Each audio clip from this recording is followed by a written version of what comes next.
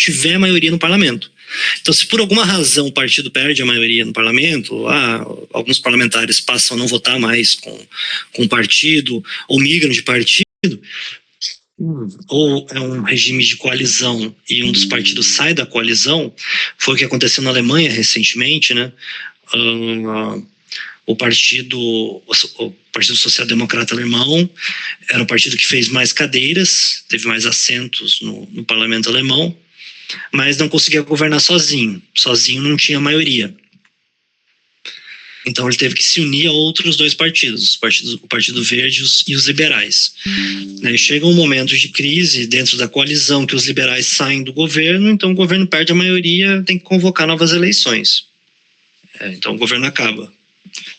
No presidencialismo, então, a gente tem uma separação rígida de origem e sobrevivência, enquanto que no parlamentarismo a gente vai ter uma fusão parcial entre executivo e legislativo.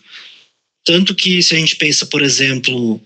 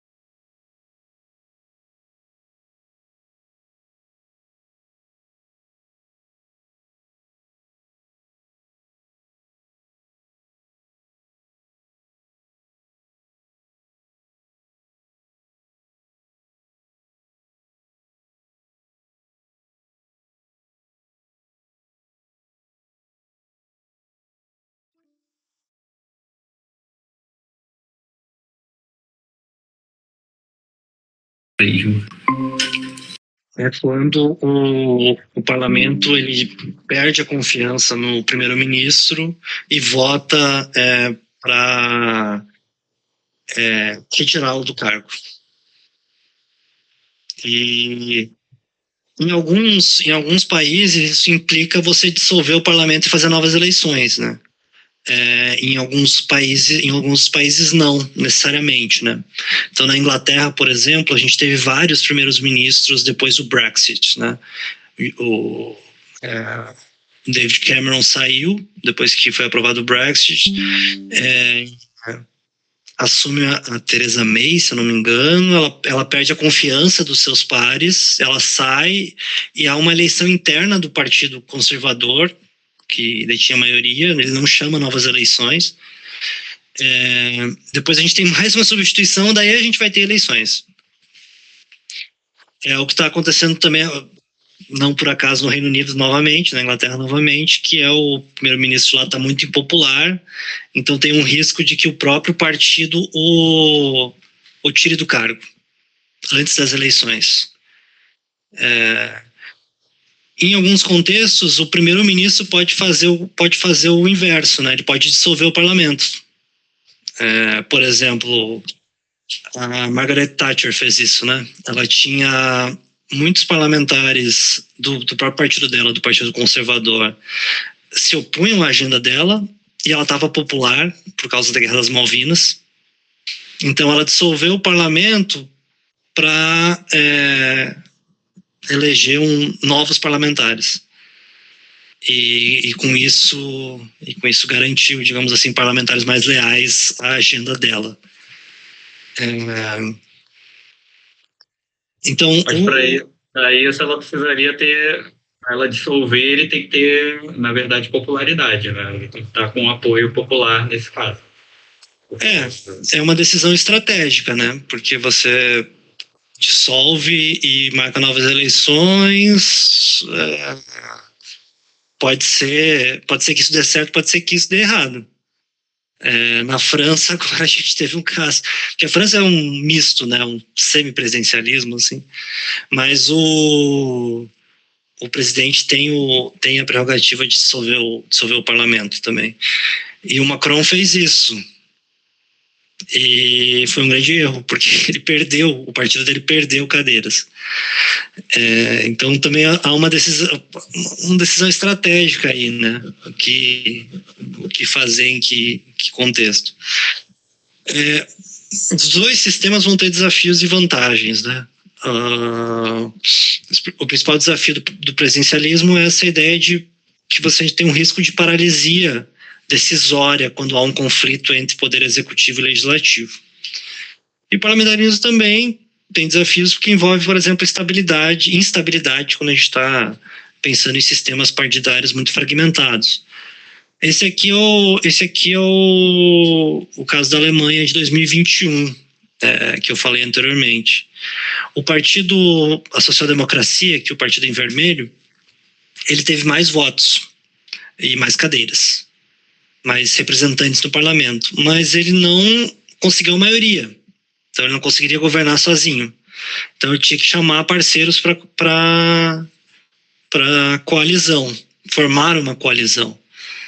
E daí aqui tem as diferentes possibilidades de coalizão, que inclusive, né, por causa da cor dos partidos tem nomes diferentes. Daí venceu o semáforo, ou como diriam no Rio Grande do Sul, a sinaleira, coalizão sinaleira, que era os social-democratas, os verdes e o Partido Liberal. Então nenhum sistema está isento de problemas, cada um tem as suas especificações. E nesses mecanismos de controle mútuo, quando a gente pensa no presidencialismo, que é o que nos interessa mais, né, por causa do caso brasileiro, né, a gente tem uma série de instrumentos que regulam a relação entre poderes, né? Se a gente considerar, por exemplo, a gente tem o veto, né, que é um instrumento poderoso, né? O presidente pode vetar a legislação aprovada pelo Congresso, mas o legislativo também pode vetar, derrubar o veto, né, por maioria qualificada. Então o presidente veta de maneira unilateral uma lei inteira, uma emenda à Constituição inteira, ou artigos, né? Você não pode vetar palavras, né? Você tem que vetar o artigo inteiro. Mas o legislativo ele pode derrubar esse veto. O impeachment, que talvez seja o mecanismo de controle mais radical, né, que o legislativo ele pode destituir um presidente por crimes de responsabilidade. E a gente tem diferentes modelos de impeachment no mundo, mas geralmente eles envolvem esses dois elementos, né? Você não é um parlamentarismo, né? Você não pode derrubar um presidente só porque ele não tem a maioria ou porque ele não concorda com a agenda, o legislativo não concorda com a agenda, mas tem que ter esse elemento jurídico também, não pode ser só político, né? De algum crime de responsabilidade, que isso pode variar muito, né? Na América Latina a gente tem vários casos de impeachment e interrupções presidenciais. O Peru talvez seja o caso mais extremo, assim. Quantos presidentes o Peru teve nos últimos 5 anos? Se alguém acertar sem olhar, né, na internet, é uma pessoa muito bem informada, porque eu não sei quantos presidentes teve nos últimos anos.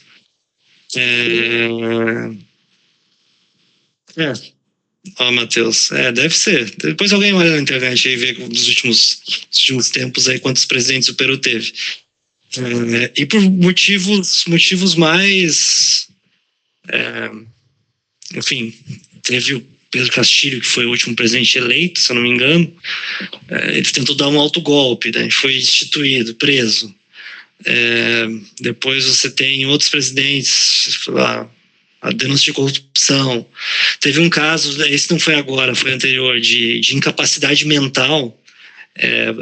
Você retirou um presidente, o legislativo tirou um presidente. Então, a gente tem vários exemplos aí na América Latina. A gente tem também, né, o controle judicial, né, sobre, por exemplo, sobre o legislativo e sobre o executivo, controle de constitucionalidade, por exemplo. A gente tem o legislativo, ele tem uma função central, né, de obviamente legislar, mas também de fiscalizar o executivo. Então a gente tem também o elemento das comissões parlamentares, que são muito importantes, comissões parlamentares permanentes, que de certa forma espelham a composição do executivo, né? Então a gente vai ter tanto que geralmente, por exemplo, vocês veem assim, o ministro foi chamado para prestar esclarecimentos na comissão. Geralmente o ministro vai na comissão que há similaridade temática. Então o ministro da Fazenda vai na comissão de assuntos econômicos, na comissão de orçamento, a comissão de assuntos econômicos do Senado, a comissão de orçamento da Câmara. Ministra do Meio Ambiente na comissão de Meio Ambiente, ou na comissão de Agricultura, e assim por diante, né? Além, obviamente, das comissões parlamentares de inquérito, que também servem como mecanismo de controle, não necessariamente só sobre o executivo, né? Mas sobre uma série de outros assuntos. Enfim, existem uma série de outros instrumentos de fiscalização do executivo, que o legislativo pode utilizar para fiscalizar o executivo. Pedidos de informação, enfim, uma série de instrumentos.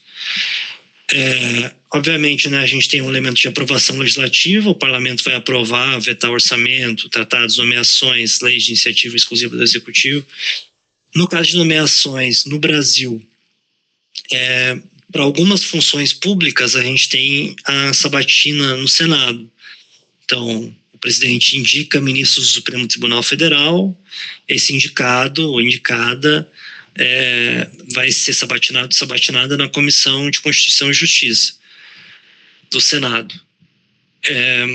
Embaixadores, embaixatrizes são embaixadoras, são sabatinadas na Comissão de Relações Exteriores. Indicadas para, por exemplo, o CAD, né, que é um órgão de fiscalização da concorrência no Brasil. São sabatinadas na Comissão de Assuntos Econômicos. Então a gente tem também, existe esse mecanismo. No Brasil, são poucos cargos que passam por esse escrutínio do legislativo. Nos Estados Unidos, são milhares de cargos que passam por esse mesmo processo. E também o executivo pode agir de maneira unilateral dentro de limites constitucionais. Por exemplo, né, a gente tem muitas políticas públicas, né, não necessariamente são legislação, né, passam pelo Parlamento, passam pelo Congresso Nacional, mas podem ser portarias, outros atos do Executivo que não necessariamente passam pelo escrutínio, pela fiscalização do Legislativo, além das medidas provisórias, né, que são os instrumentos que eu vou falar um pouco mais para frente. Mas tem uma professora da Universidade Federal de Minas Gerais, a Magna Inácio, que estuda isso. Ela estuda o quanto que no Brasil se governa pelo Executivo e pelos ministérios, né? A quantidade de portarias, os ministeriais, interministeriais, que acabam implementando, fazendo políticas públicas ou destruindo políticas públicas, né? E aí a gente tem um elemento de também controle, né? Me lembro que no governo Bolsonaro teve alguns decretos do Executivo que foram revertidos no Legislativo. No Legislativo se criou um decreto legislativo que sustou o decreto Executivo. Então é um jogo interativo, né, entre esses poderes, mecanismos de controles mútuos.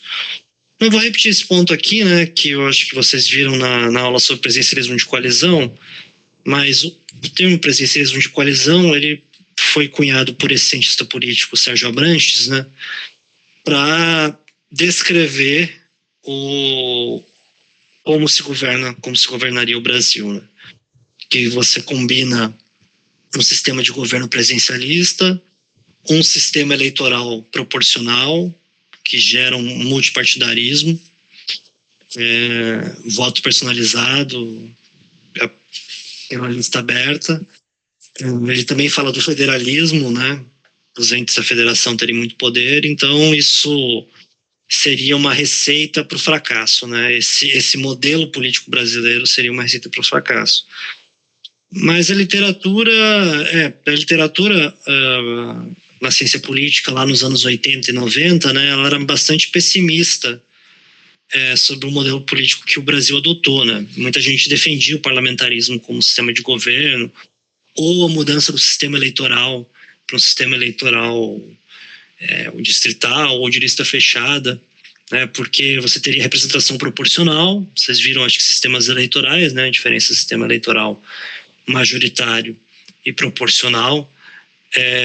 Sistema proporcional, a gente tende ao multipartidarismo, especialmente no caso de lista aberta, né? A gente tem lista aberta.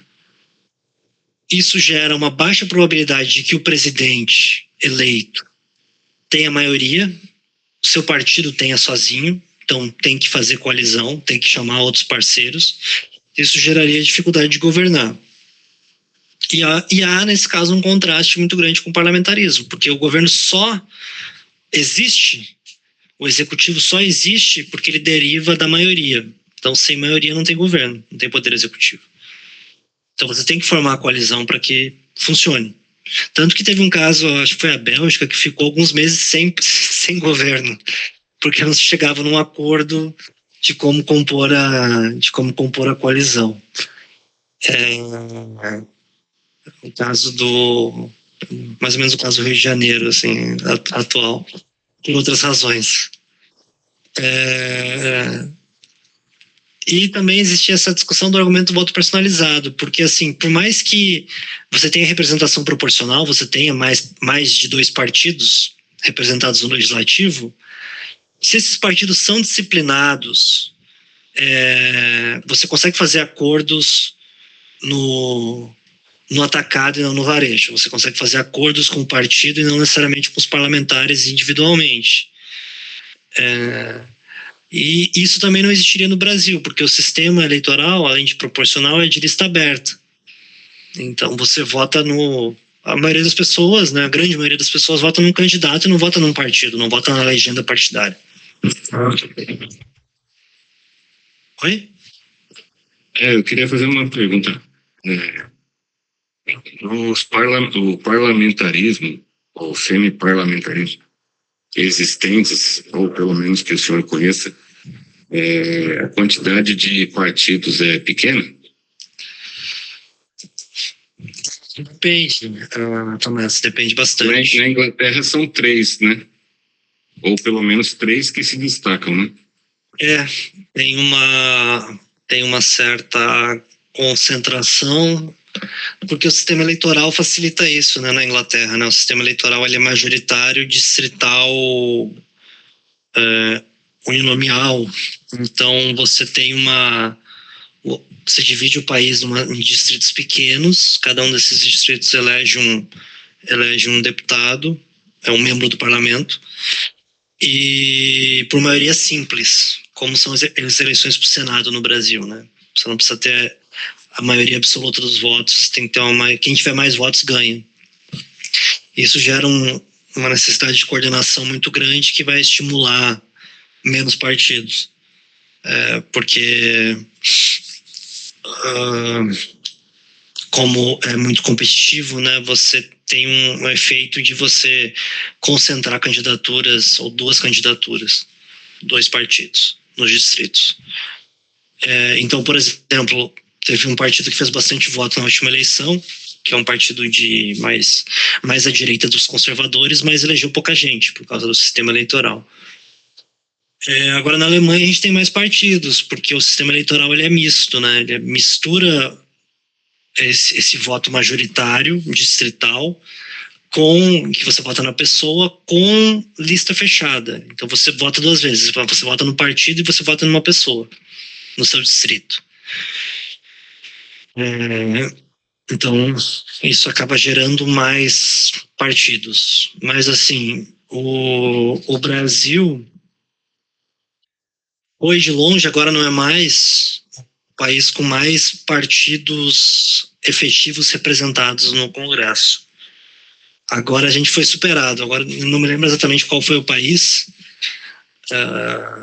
mas a gente tem vários partidos representados no parlamento, mas o que a ciência política faz é... Porque assim, um partido ter 2 cadeiras, ele não vai ter tanto poder. Então você tenta ponderar isso num cálculo que se chama do número efetivo de partidos.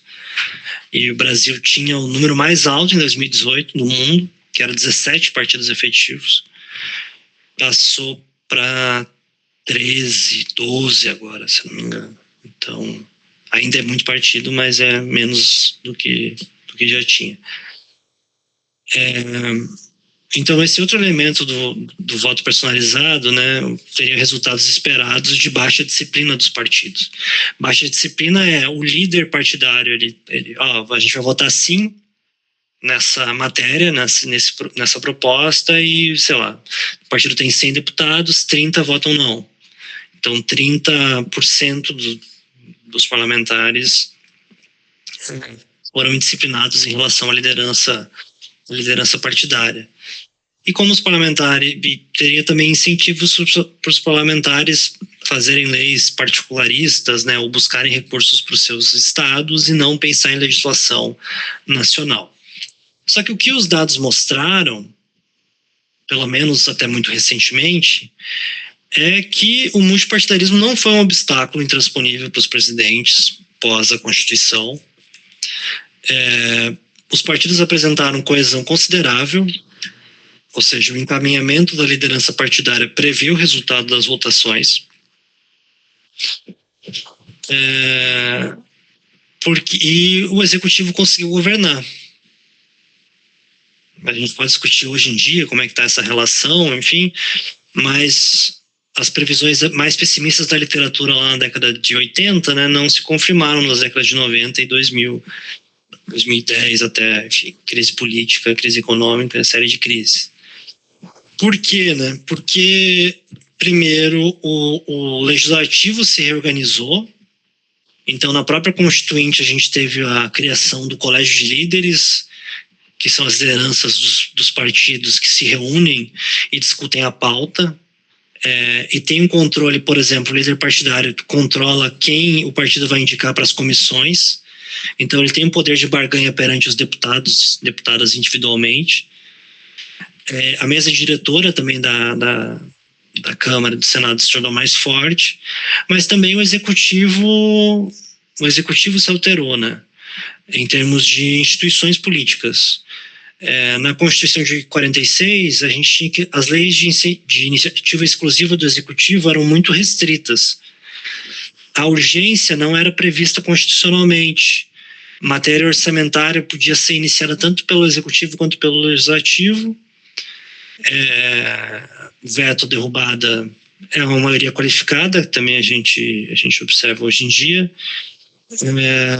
Então havia muito mais, uma agenda muito mais compartilhada entre os dois poderes. O legislativo tinha mais poder perante o executivo, em termos de instituições políticas, né? O resultado disso é que menos da metade das leis aprovadas nesse período elas foram de iniciativa do executivo.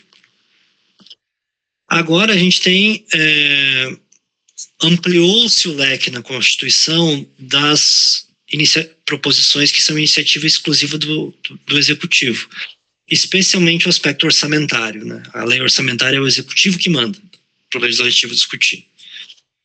A urgência constitucional, né? O presidente ele pode enviar propostas de lei, propostas de emenda para a Constituição e pedir urgência para que o legislativo delibere sobre elas. A gente está vendo agora nesse debate sobre escala 6:1, né? O legislativo estava fazendo uma discussão de uma proposição, o executivo pretende mandar, não sei se já mandou, uma proposta própria em urgência. Então, o legislativo tem que apreciar. As medidas provisórias, que talvez seja uma das grandes mudanças, que é um legado da ditadura militar, que existiu o decreto executivo. As medidas provisórias, que são forças de lei, elas têm força de lei imediata e elas vão ter vigência enquanto elas não forem rejeitadas. Então, o Plano Real, né, foi uma medida provisória. Então, passa a valer no momento em que o executivo assina, enquanto que uma lei só passa a valer quando o legislativo, né, aprova e o presidente sanciona. Então a gente tem uma agenda que é assimétrica, né? O executivo ele tem mais poder de coordenação e delegação perante o legislativo, e isso se reflete na gente ter, né, no período anterior, né, um percentual bem alto de dominância do executivo, né? O que era aprovado era muito do que era enviado pelo executivo. Posso interromper de novo? Claro. Interromper. Então, é porque, assim, digamos que na era do Arthur Lira, ele conseguiu fazer muitas mudanças, né? Eu lembrei agora dessa questão dos colégios de líderes. Ele atuava de uma maneira que a decisão ficava praticamente na mão dele, né? Então, a existência do colégio de líderes só se tornou uma nomenclatura, que o pouco que eu lembro não tinha atuação, tanto é que o executivo também não tinha como recorrer, porque mesmo que ele falasse, não, vou confiar no colégio de líderes para poder me apoiar, o Arthur Lira não bypassava eles, né? Então, o que eu quero dizer, só ter uma criação de um órgão, digamos assim, né? Ou de um braço, não é efetivo, né? As instituições, elas importam, né? Mas assim, elas não são uma Não é uma garantia. Exatamente. Que a coisa vai funcionar. Até porque a gente tem contingências e uma série de aspectos que modificam, né? A gente teve também, no período do Arthur Lira, né, a coincidência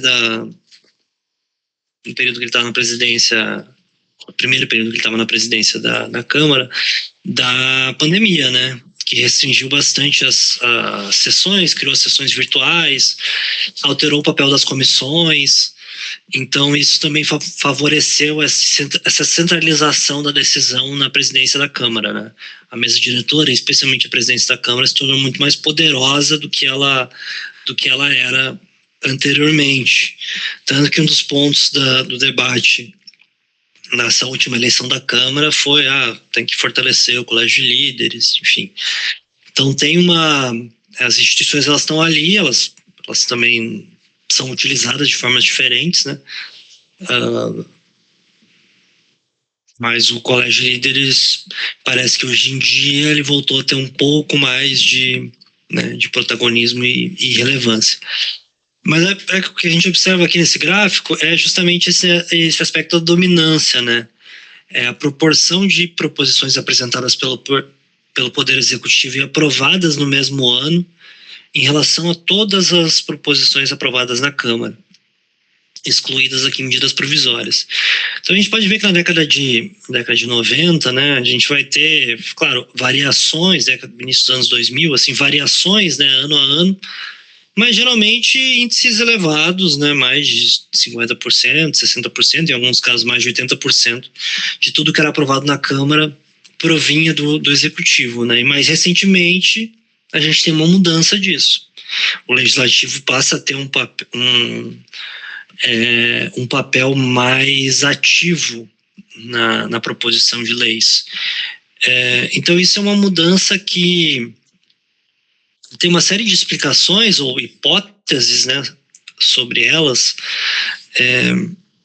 mas que, por exemplo, o que os dados mostram é que já antes da crise, Por exemplo, 2009, né? A gente já tinha alguns anos ali que o executivo tinha o legislativo tinha um maior protagonismo na aprovação de leis.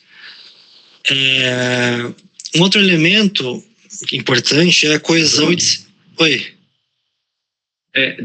Só voltando no último slide, eu fiquei curioso com esses dois períodos que é entre 2013 e 2014 e o de 2018, né? Uhum. E eu acho, pelo menos eu desconfio que case com aqueles períodos em que o executivo ele estava muito enfraquecido em termos de popularidade e também de... Uhum.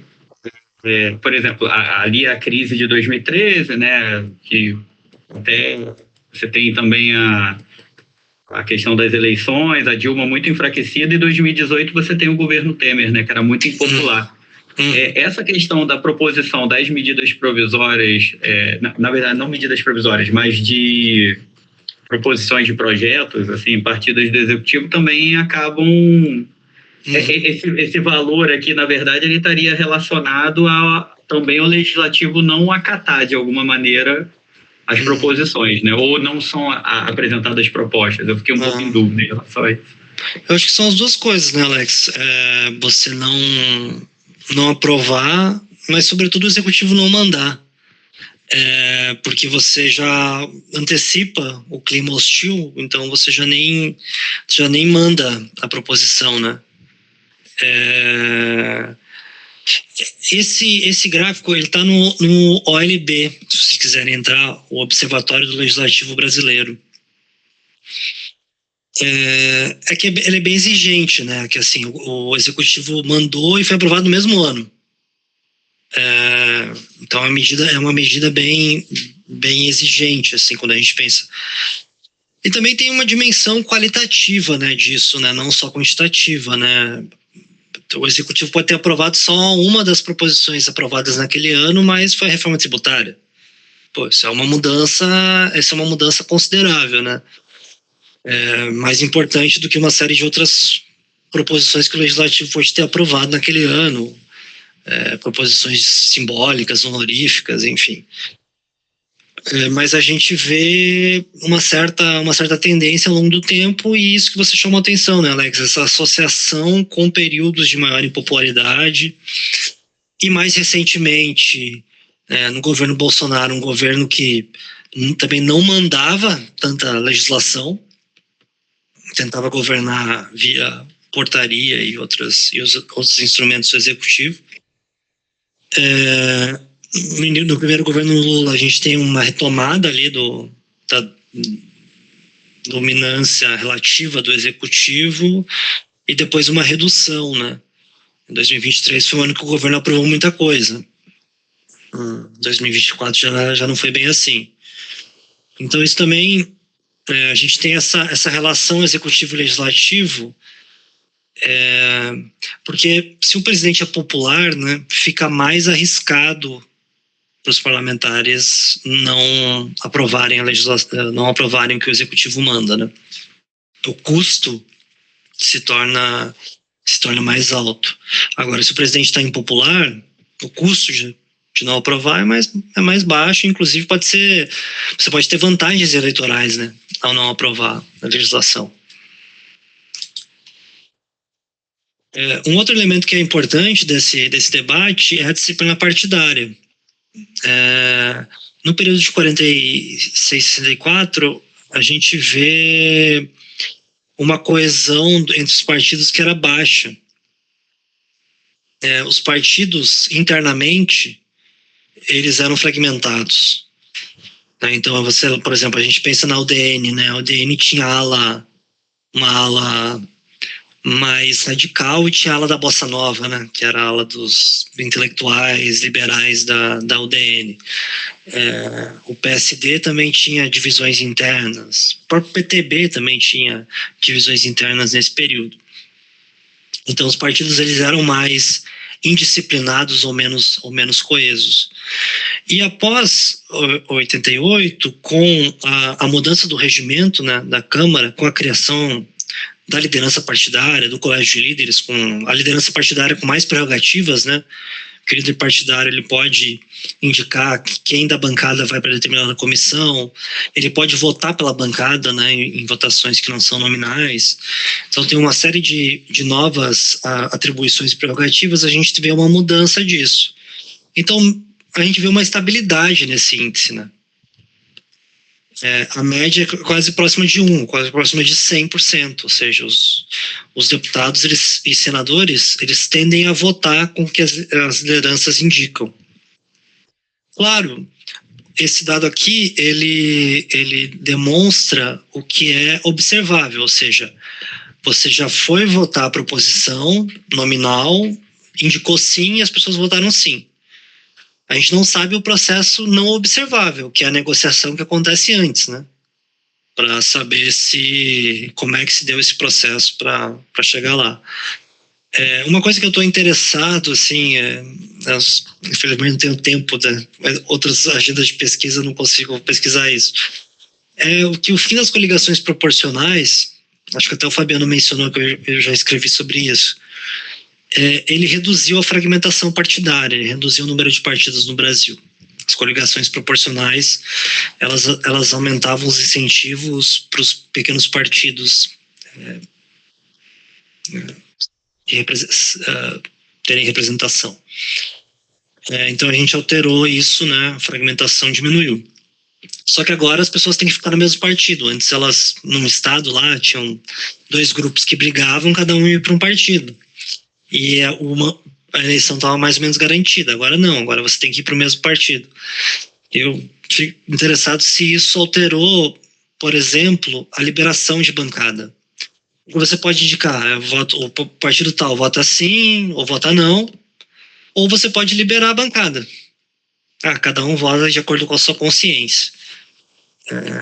Isso é uma coisa interessante, ver se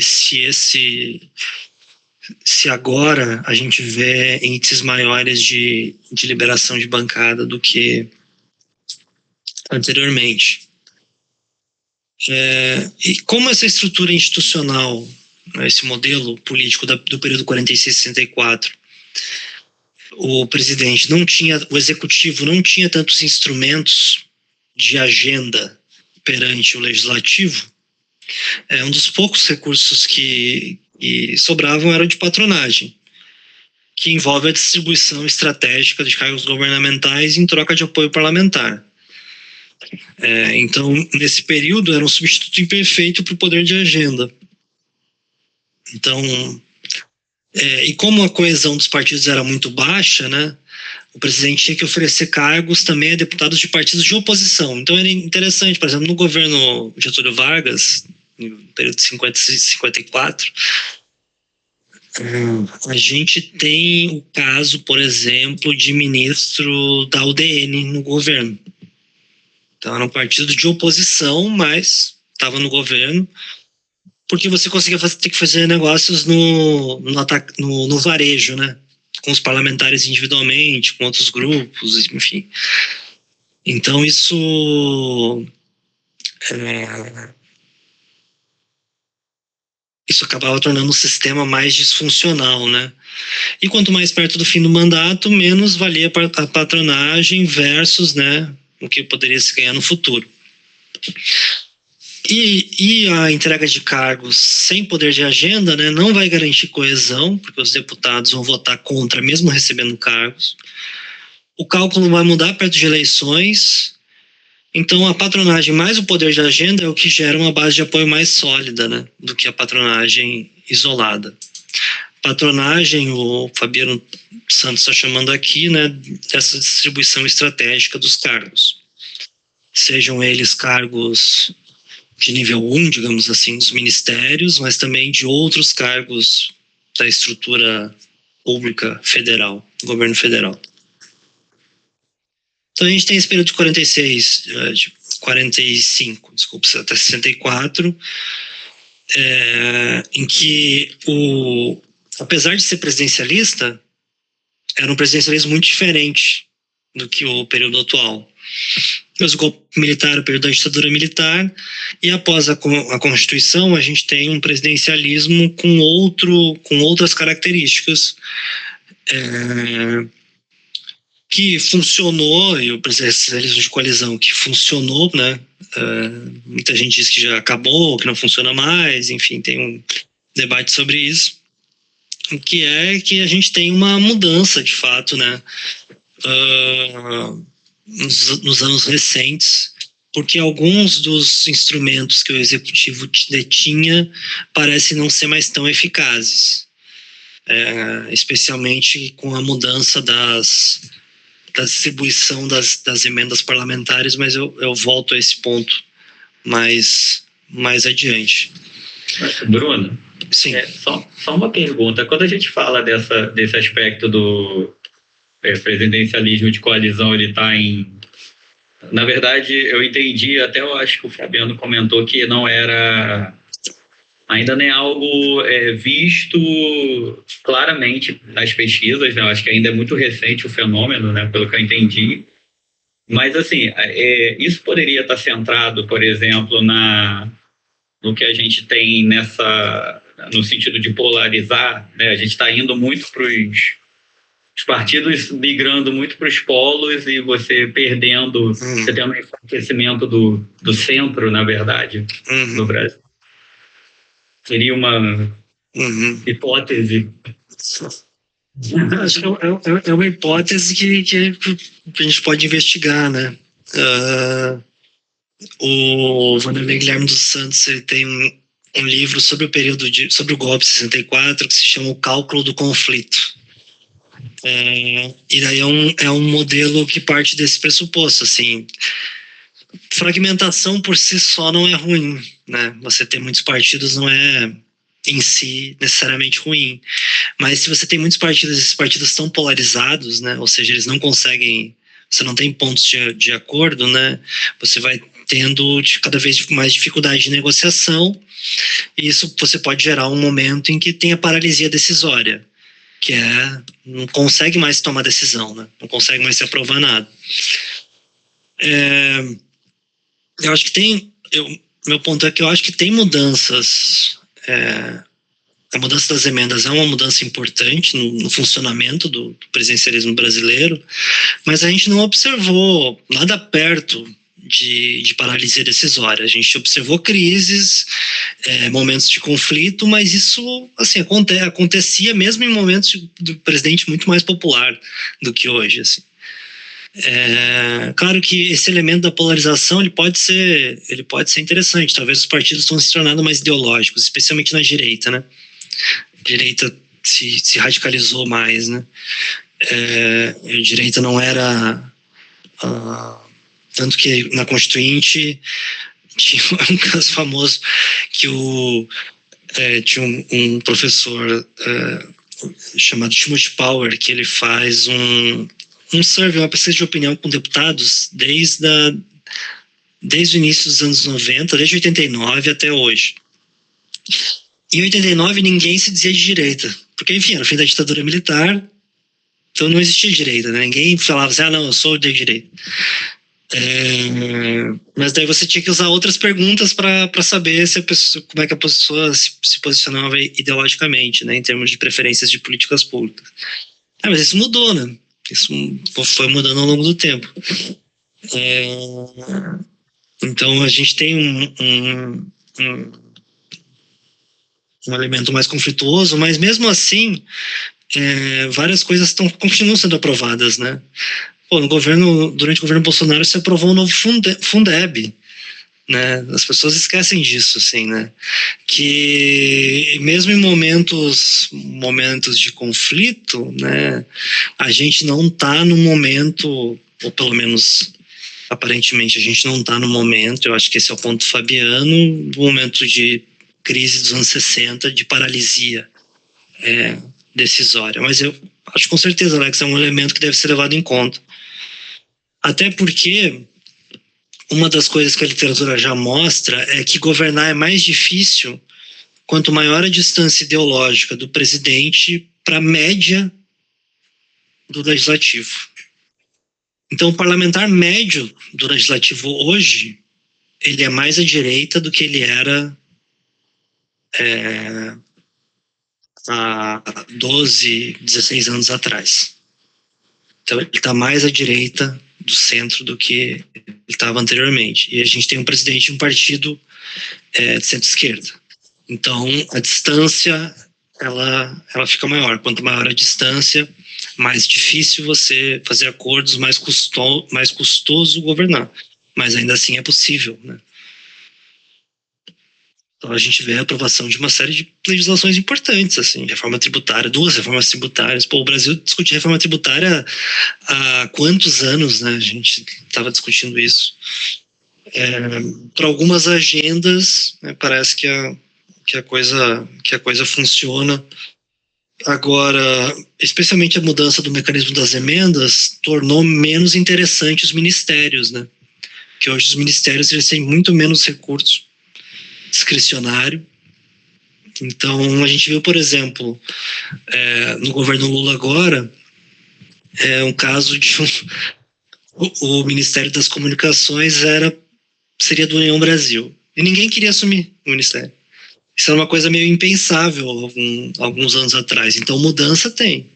Agora, o quanto dessa mudança vai representar uma crise e essa crise vai levar a outros desfechos, daí eu tenho que ser, né, um cientista social bem humilde, né, e dizer, não sei, né, mas o que a literatura mostra é que a distância ideológica é um dos fatores que afetam a relação entre os poderes.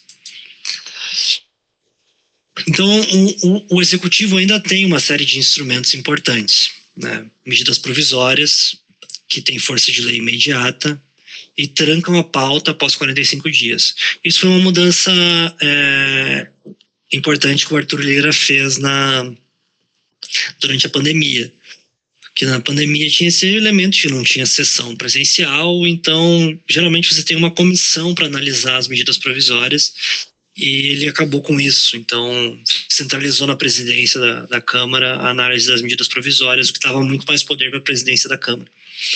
Isso se alterou agora, depois do fim da pandemia, do Congresso remoto, né? Isso teve um freio de arrumação, isso se alterou um pouco, voltou ao normal. Então, é um instrumento de ação do Executivo e que gera um custo para o Legislativo, porque eu fiz a medida provisória que criou o ICMBio, por exemplo. Se o Legislativo rejeita, eu acabo com a política pública que já está em funcionamento. O Plano Real, por exemplo. Mas agora a gente teve uma mudança importante. Em 2001, quando o Temer era presidente da Câmara, ele aprovou uma mudança na Constituição de que a medida provisória ela tem que ser analisada num período e ela não pode ser reeditada de maneira contínua. Ela pode ser editada, se eu não me engano, 2 vezes. Então, ela pode valer, se eu não me engano, são 90 dias, mais 90 dias, 180 dias ela tem que ser analisada. Porque, por exemplo, o Plano Real foi uma medida provisória que eu acho que só foi, de fato, votado nos anos 2000. Então, ficou muito tempo, né? A medida provisória poderia ser algumas ações do Plano Real, né, poderiam ser editadas de maneira contínua. Então, com isso, o Legislativo já pegou mais poder para si. Porque, assim, agora o Executivo não pode ficar reeditando a mesma medida de maneira contínua. Outro elemento é a distribuição de ministérios, né? Os partidos tendem a receber pastas proporcionalmente ao tamanho da bancada. Isso é uma moeda central no aspecto da coalizão, que o Fabiano vai chamar de patronagem. Iniciativa orçamentária exclusiva. O executivo que manda a lei orçamentária, definindo as prioridades de gasto, concentrando o poder na agenda fiscal. Os cargos também na burocracia também são instrumentos de... alguns cargos, né, da burocracia são instrumentos de indicação dos presidentes. Mas a gente tem a ideia de que os cargos de comissão são de pessoas, enfim, despreparadas ou que não têm experiência técnica, enfim. Só que o que as pesquisas sobre cargos comissionados mostram é que na maior parte das vezes os cargos comissionados são funcionários, são servidores já, né? Você já tem servidores que alçam cargos, né? Não vai ser ministro, mas vai ter cargos importantes ali dentro da estrutura. O elemento da urgência constitucional, em que o executivo ele pode forçar a votação de seus projetos, então colocando matérias do interesse do executivo na frente da fila legislativa, e as emendas parlamentares, que o executivo, né, manda lei orçamentária, os parlamentares emendam o orçamento, eu quero mandar recursos lá para minha cidade, eu quero mandar recursos para não sei aonde.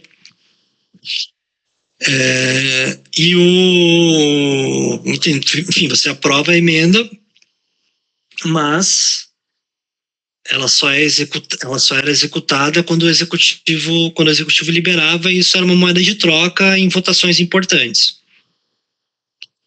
Agora, com a aprovação da impositividade, né, essa relação se alterou. Porque agora o executivo ele vai ter que executar as emendas no mesmo ano. Então, isso é uma mudança importante que eu vou falar um pouco mais para frente. Então, a medida provisória é isso, né? Então, é 60 dias, prorrogáveis por mais 60 dias. A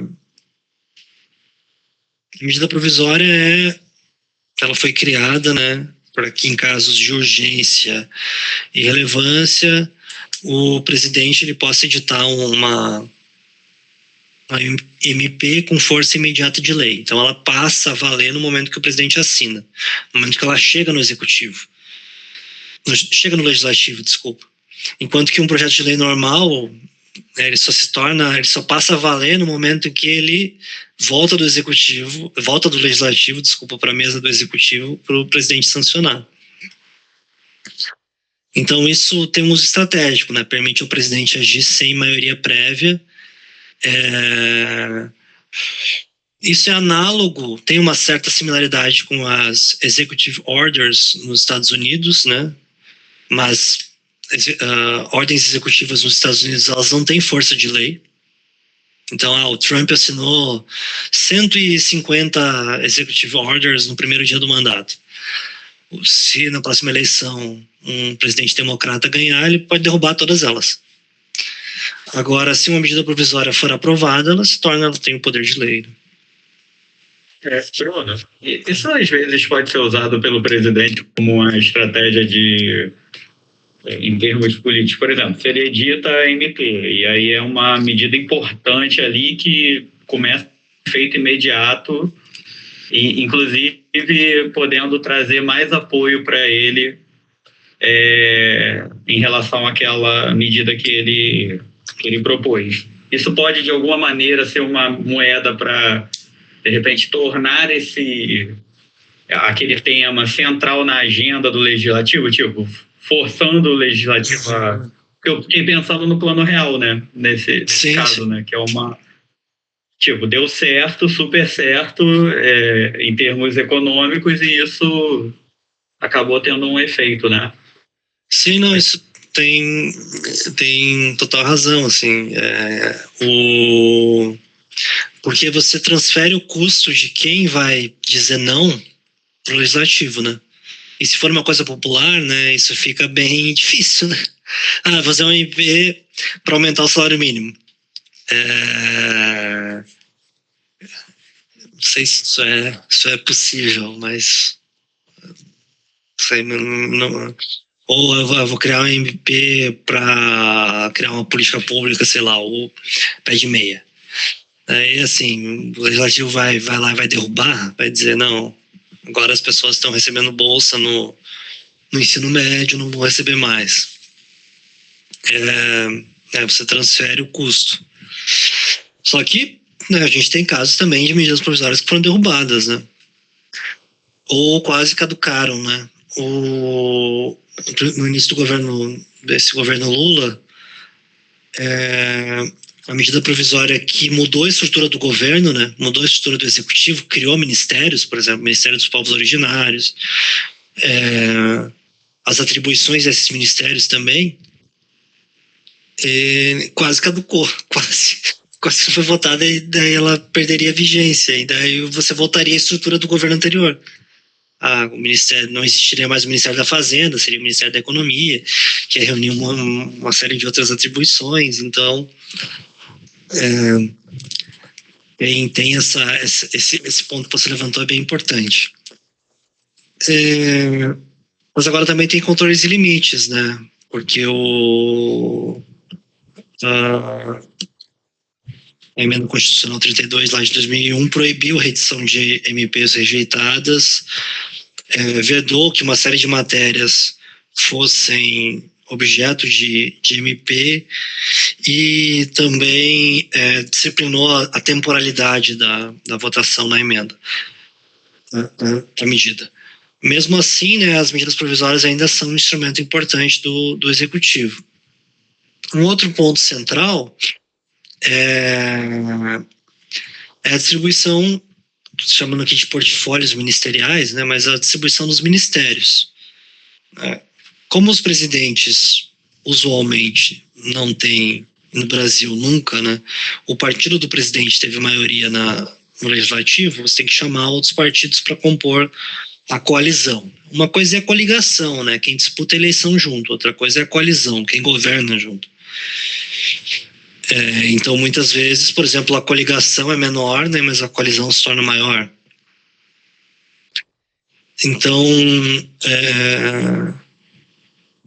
e geralmente o número de ministérios por partido é distribuído de acordo com o peso desses partidos no legislativo. Então é o que se chama de coalescência, né? É o grau de correlação do total de ministérios distribuídos entre os partidos e o peso desses partidos no legislativo. Então, partidos maiores no legislativo vão ter acesso a mais ministérios do que partidos menores. Então, isso é uma estratégia, né, dos presidentes para garantir apoio legislativo, e o apoio legislativo sempre o número de ministérios também relacionado ao tamanho dos partidos no legislativo. Sendo que o partido do presidente sempre vai ter uma parcela desproporcionalmente maior ao seu tamanho, né? Sempre tem mais ministérios do que o seu tamanho. E também tem uma dimensão qualitativa dos ministérios, né? O partido X tem 5 ministérios. Mas, assim, tem uma distinção aí, quanto vale cada ministério, né? O Ministério da Fazenda vale mais do que turismo, por exemplo, em termos de poder. E nem em termos de orçamento, né? Porque o Ministério da Fazenda nem vai ter um orçamento tão alto de funcionamento, mas o poder que ele tem, né, é muito grande. Agora, a saúde tem um orçamento gigantesco, a educação, enfim. E a gente vê também uma questão qualitativa temática, né? Assim como a gente vê nas comissões parlamentares, nas comissões permanentes. A gente vai ver uma correlação muito clara entre as agendas e ideologias dos partidos e aonde eles buscam estar mais nas comissões, né? Então, a Comissão de Direitos Humanos vai ter mais gente de esquerda, a Comissão de Segurança tem mais gente de direita, a Comissão de Meio Ambiente vai ter, por exemplo, o Partido Verde, o Rede, a Comissão da Agricultura vai ter outros partidos. Então, também isso acontece nos ministérios, né? A gente tem uma espécie de especialização temática também importante. E as emendas parlamentares, né? Esse é um ponto bem polêmico, né? Interessante do debate atual, assim. Acho que tem posições muito extremadas nesse debate. Tento ser um pouco mais enfim, moderado nesse debate, né? Porque muita gente aponta que basicamente as mudanças legais, as mudanças institucionais que aconteceram nos últimos anos, que tornaram impositivas as emendas, acabaram com o presidencialismo de coalizão, ou tal como ele conhece, como a gente conhece, né? Esse presidencialismo de coalizão. Enquanto que tem muita gente que fala que não alterou nada, né? O que eu defendo é que teve alterações significativas, mas eu não sei até que ponto isso quer dizer o fim do presidencialismo de coalizão tal qual a gente conhece. Professor? Sim. Desculpa interromper. O senhor sabe se essa impositividade ela é replicada em outros países ou é algo alguma jabuticaba brasileira? Walter, eu não sei se a gente tem impositividade em outros países. Eu acho que sim. Eu acho que tem. Mas assim, eu não sei exatamente qual que é o modelo. Teria que pesquisar isso. Sim. Beleza. Eu acho que nos Estados Unidos tem algum elemento de que... Bom, é que a gente constitucionaliza as coisas, né? Isso está na Constituição. Nos Estados Unidos não vai estar na Constituição então, talvez na Constituição não tenha nenhum país, né? Mas talvez exista mecanismos parecidos de impositividade desses gastos discricionários, assim. Entendi. Isso foi replicado, né, no nível subnacional, né? Agora a gente tem vários estados, assembleias legislativas que têm impositividade das emendas. Quem está na oposição em diferentes contextos defende isso, porque como a liberação de emenda era usada como um recurso estratégico, assim, o presidente liberava, e geralmente liberava para a própria coalizão, né? Para os próprios parlamentares que faziam parte da coalizão, dos partidos que faziam parte da coalizão. Então eles eram muito mais beneficiados do que os parlamentares na oposição. Com a impositividade, você acaba com isso, né? Você vai ter que executar de todo mundo. Então, para quem está na oposição, isso é consideravelmente melhor. Mas aqui no Rio de Janeiro a gente tem impositividade das emendas estaduais. Em outros estados também, assim, tá se implementando essa mudança. E tem dois tipos de emendas que possuem caráter impositivo. Que obriga o executivo a repassar os recursos, salvo em casos de impedimento técnico, né? Então tem um limite também orçamentário. Se eu não me engano, são 2% da receita corrente líquida. As emendas individuais são impositivas. Isso foi constitucionalizado em 2015, mas começou essa discussão em 2013. Inclusive, eu estava em Brasília nessa época.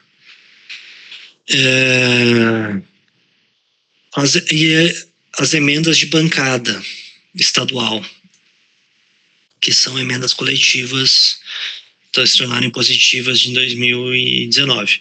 Porque, teoricamente, as emendas de bancada estadual, elas deveriam ser para projetos que envolvessem o Estado, né, inteiro.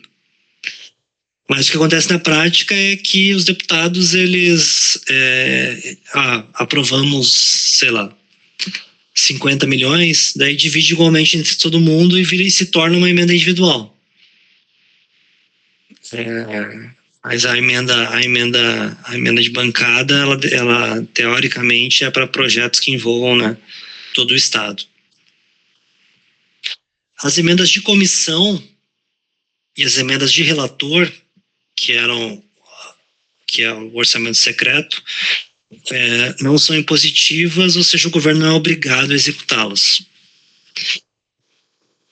Então a gente vê a RP9, né, que era a emenda de relator, em 2020, ela foi basicamente 50% de tudo que foi gasto com emendas, orçamento secreto.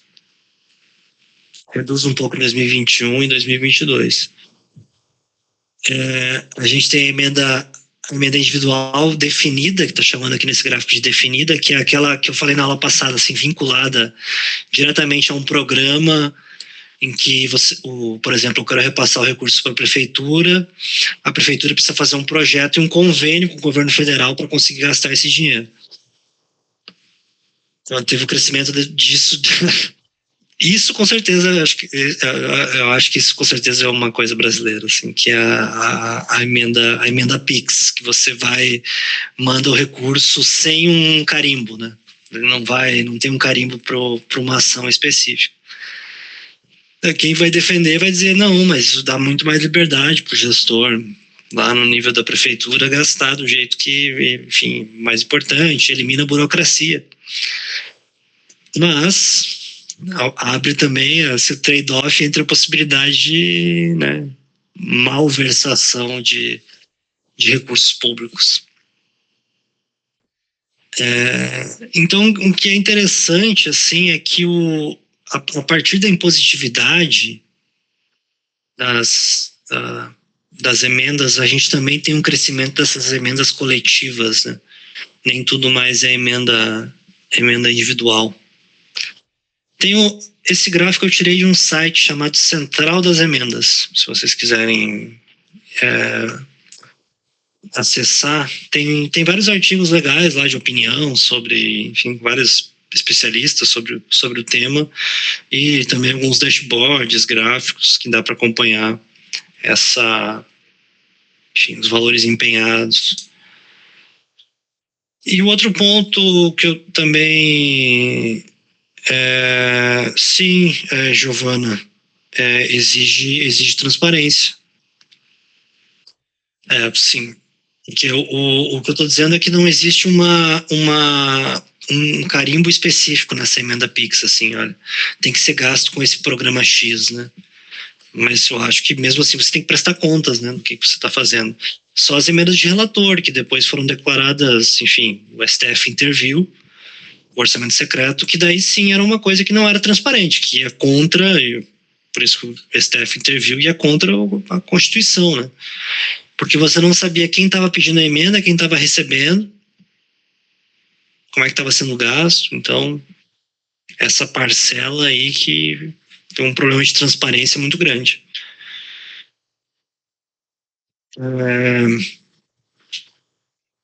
Nesse elemento das emendas, né, um outro ponto que eu queria chamar a atenção é isso, de que o executivo ele não é uno, né? A visão tradicional é de que o presidente age como ator unitário e com controle total sobre o executivo. A questão é que, por exemplo, quando a gente está falando de presidencialismo de coalizão, a gente tem múltiplos partidos com preferências distintas dentro do executivo. E mesmo que a gente não tivesse muitos partidos, né, o executivo, para ele funcionar, né, o presidente não pode controlar tudo, né, ele tem que delegar a autoridade. E delegando autoridade para os ministérios, você também dá autonomia para os ministérios. Então, por exemplo, na arena presidencial, né, a gente tem assessoramento direto, mas a gente tem a Casa Civil também, com um papel muito importante da coordenação governamental no nível do executivo. A Casa Civil é um ministério importantíssimo para o funcionamento do executivo. A gente tem um gabinete, instâncias interministeriais, conselhos de ministros. A gente tem, em arenas setoriais, ministérios com determinada autonomia relativa, expertise e preferências próprias. A gente tem também dentro dos ministérios, a gente tem, tudo bem, os cargos indicados lá, o ministro, o secretário executivo, mas a gente tem, né, camadas de servidores com expertise, preferências, instrumentos já consolidados. Então a gente tem porque o meu ponto aqui é que o presidente, né, o chefe do executivo, ele não tem controle total, né? Ele é a principal autoridade, mas ele não tem controle total sobre o funcionamento do executivo, até porque isso nem é possível, né? Dado o tamanho do executivo, você tem que delegar a autoridade. E também depende dos acordos, né, com os partidos. Tem uma expressão lá em Brasília que é o ministério vai entregar o ministério de porteira fechada. O que é isso? É que o ministro vai ser indicado para o cargo e vai indicar todo mundo que ele pode indicar dentro do ministério. Agora, para alguns casos isso não acontece, né? Você tem o ministro de um partido, mas você tem no segundo escalão gente de outro partido. Tem essa variação aí também. Isso gera também um dilema, né, dos governos de coalizão, porque os partidos governam juntos, mas disputam as eleições, às vezes, separadamente. Então, cada ministro vai ter incentivos para implementar, né, a sua agenda, as suas preferências, mas os colegas são responsabilizados também. Então, há um interesse coletivo de acomodação versus incentivos individuais, né, para perseguir preferências próprias.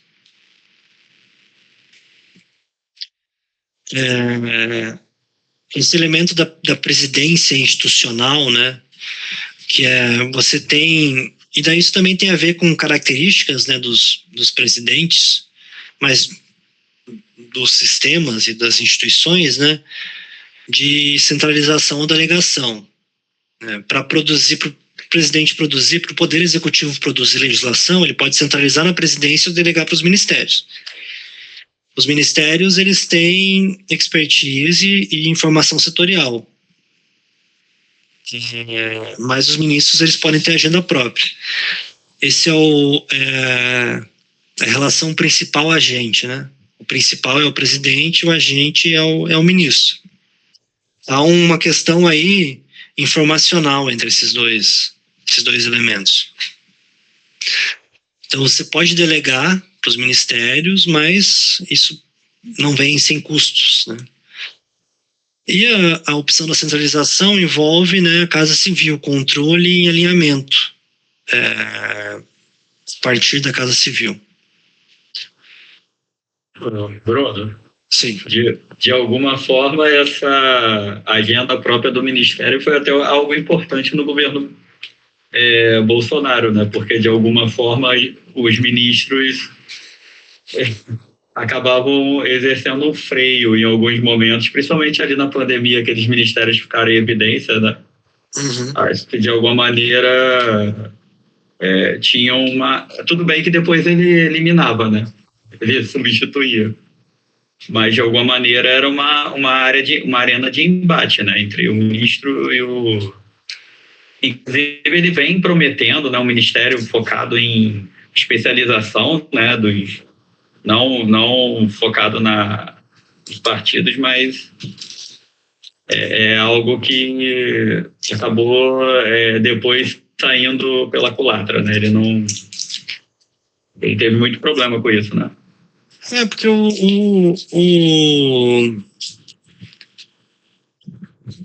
esse é um ponto central, assim, que eu tô trazendo, assim. Não há concordância sempre 100%, né? O presidente indica os ministros, mas os ministros têm agendas próprias, têm seus próprios interesses, e alguns compram também a pautas dos próprios funcionários do ministério, né? Então, por exemplo, você está no Ministério da Saúde, você tem uma burocracia especializadíssima, tecnicamente, no Ministério. Então, mesmo que, teoricamente, eu fui indicado pelo presidente, mas você também tem a pressão dos seus subordinados, né, para tomar determinadas atitudes, para brigar por mais orçamento, porque você tem que brigar por mais orçamento com os seus pares, que são os outros ministros, né? Então, esse elemento do conflito, ele é importante. E o outro ponto que você trouxe, Alex, que é o perfil do ministro, né? Sim, eu acho esse debate técnico-político, assim, ele é meio... Ele meio, me parece um pouco ultrapassado, porque o que se espera é um híbrido, né? O que se espera é um híbrido. E que é um cargo político. Será sempre um cargo político. Você ser ministro, você ser secretário. Agora, também se espera um conhecimento técnico, ou pelo menos que você ouça o corpo técnico que já existe, né? Então, então tem isso, assim, eu acho meio louco, assim, né? Que, não, o ministro da Saúde tem que ser um médico. Pô, por quê? A pessoa não vai ela não vai examinar ninguém, né? Ela vai gerir as políticas públicas de saúde. Então, você não tem essa necessidade, assim, desse perfil. O que a gente pode ver de diferente, mais do que isso, é se a pessoa tem uma vinculação direta com o partido e se o partido está bancando aquela escolha ou não, né? Eu acho que isso é um critério interessante da gente pensar a diferença. Porque muitas vezes a pessoa pode ser filiada a um partido, mas não necessariamente o partido está bancando aquela escolha. Olha, não, a gente está indicando essa pessoa, então a gente vai votar com o governo por causa que a gente indicou essa pessoa. Não. Se não há um acordo com a bancada, com as bancadas, isso não acontece. Então há um contexto que determina um pouco a escolha, né? A centralização, quando há maior distância ideológica, né, entre presidente e ministro, dependendo do tipo de matéria. Então, se o ministro é muito distante ideologicamente do presidente, tem uma tendência a Casa Civil se envolver. E a delegação, quando tem por exemplo, um ministério com expertise técnica ou ministro aliado ideológico, força legislativa do partido é alta, do partido do ministro é alta. Então, há mais delegação. Então, uma coisa que é interessante, que a Mariana Batista, uma cientista política, uma ótima cientista política brasileira, ela chama atenção, é que a maioria das proposições que o executivo manda para o legislativo tem origem nos ministérios. 90%. Ou seja, são os ministros que fazem os projetos de acordo com as áreas temáticas. Às vezes a gente tem projetos de mais de um ministério, né? Mas são os ministérios que estão produzindo a legislação. Ou pelo menos a própria... os projetos, né?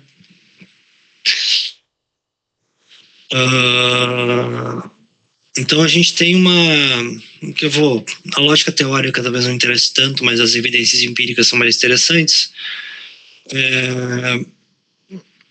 Uma coisa interessante do trabalho da Mariana Batista, que é com uma referência complementar que eu coloquei na ementa para vocês, é de que a influência dos partidos da coalizão ela se dá via uma série de canais, né? Orçamento, emendas, cargos na burocracia, e não necessariamente pela agenda legislativa.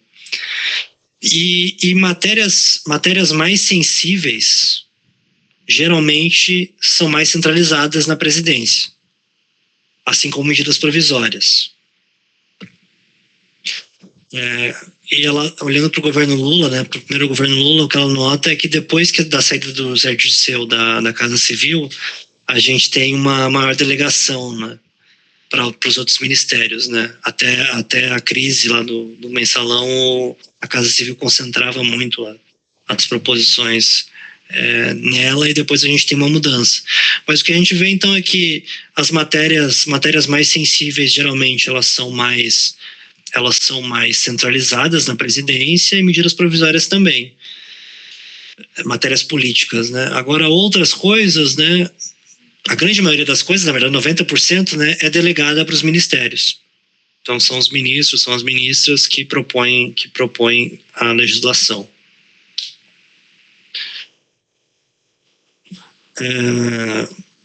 Então, isso se alinha, né, à nossa discussão sobre burocracia, capacidade estatal e políticas públicas. Eu não vou voltar nesse ponto aqui das capacidades, né, que a gente viu na aula passada, mas só, né, ressaltar que há também essa discussão, né, além desse ponto que você chamaram a atenção, né, de um possível conflito, né, entre ministros, né, dentro do governo e dentro do ministério também a gente tem conflito, porque a gente tem esse modelo em que a gente tem a política, né, na democracia a gente está elegendo representantes para ocupar cargos no legislativo, no executivo. Essas pessoas indicam, especialmente no executivo, né, essas pessoas indicam outras pessoas para assumirem cargos-chave de coordenação e cargos políticos dentro do governo, ministérios, secretarias, outros cargos. Agora a gente tem, né, a gente tem o elemento do Estado, né, para além do governo, que é a burocracia, que é o corpo técnico que já está lá. Aquela história lá os governos e os políticos são um trem e a burocracia, o Estado é a estação. Ela está ali, ela vai ficar ali, enquanto governos passam. Então, no modelo weberiano de burocracia racional legal, né, a gente tem um modelo de hierarquia, regras formais, carreira meritocrática, impessoalidade, separação entre cargo e pessoa, né, o funcionário não possui o cargo. Na discussão sobre Estado, a gente falou na aula passada sobre Estado de bem-estar social, né, mas a gente também tem essa dimensão de Estado desenvolvimentista, né, do Estado como um ator nas relações econômicas, né, especialmente quando a gente pensa na América Latina,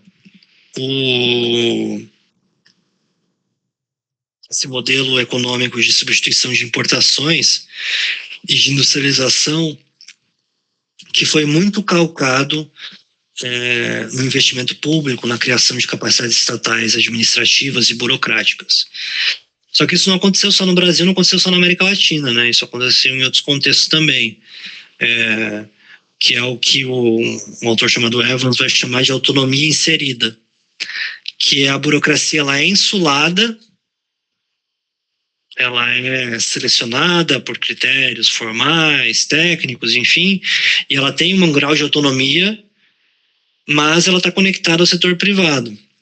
Então, por exemplo, no sudoeste asiático, a gente vê vários casos, por exemplo, Coreia do Sul, Japão, de burocracias estatais que se vinculam ao setor privado para criar o que no Brasil se chama, de maneira pejorativa, de campeões nacionais, né, mas de um setor econômico pujante, né? Especialmente no setor de inovação, né? Que daí essa é uma diferença muito grande do modelo do Sudeste Asiático e o modelo da América Latina, né? A industrialização lá, ela foi construída para fora, né? Você constrói produtos para vender externamente. E na América Latina foi a substituição de importações. Você industrializa para vender para dentro, sem conectar com o comércio exterior. Então tem uma diferença grande dos modelos de industrialização. Mas o que essa literatura mostra é que essas burocracias elas tiveram um papel importante para criar incentivos para o setor privado se desenvolver economicamente. E agiam de maneira autônoma perante governos. No caso do Brasil, né, foi o Fernando Henrique Cardoso, inclusive, que cunhou o termo insulamento, falava de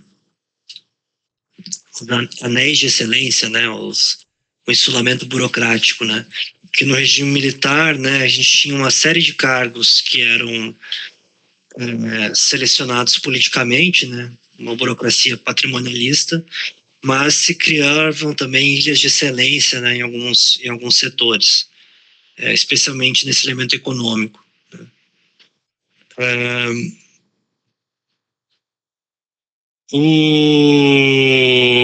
O debate em torno disso é um debate antigo na ciência política, que é um trade-off, né, um balanceamento entre responsividade política. Então, por exemplo, você elege políticos para implementarem uma agenda, e para implementar essa agenda, a pessoa eleita, ela precisa da cooperação dos funcionários, dos burocratas, dos servidores, senão ela tem que indicar pessoas.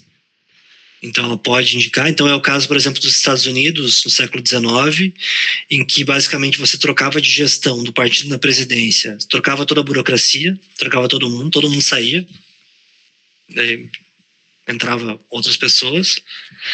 Então isso gera mais responsividade política.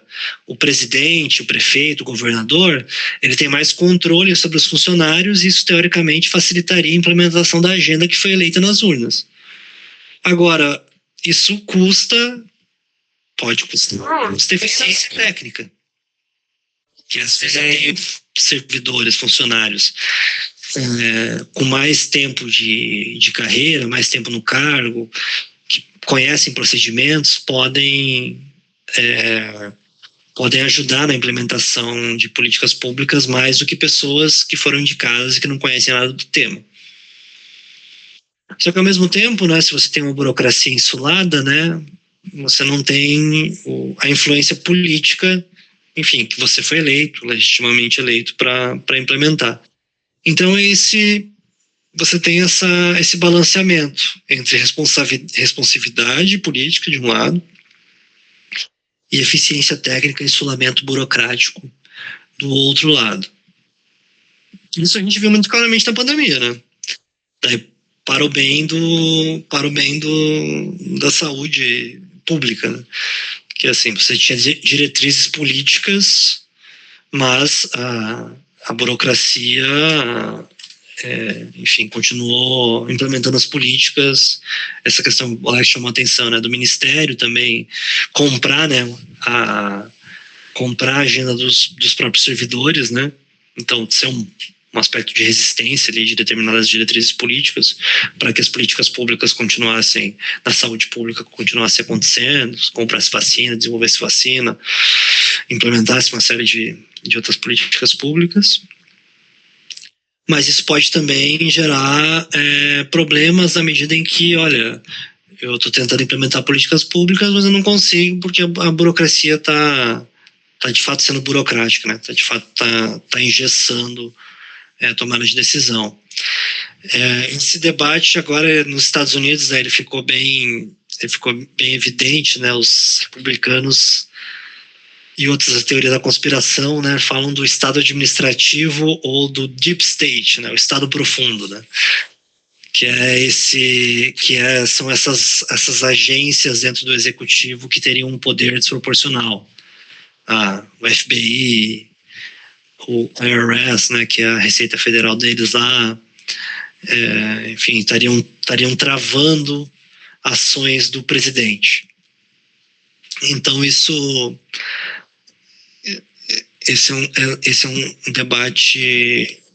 é um debate interessante e que tem implicações, né? Porque lá nos Estados Unidos, né, isso causou a demissão de uma série de servidores lá, públicos, substituição por personagens mais leais, mas o quanto que isso afeta a eficiência, né? A eficiência técnica do governo. Vai até contra o que era comum nos Estados Unidos, né? Que é essa questão desse respeito a essas instituições, né? Sim, sim.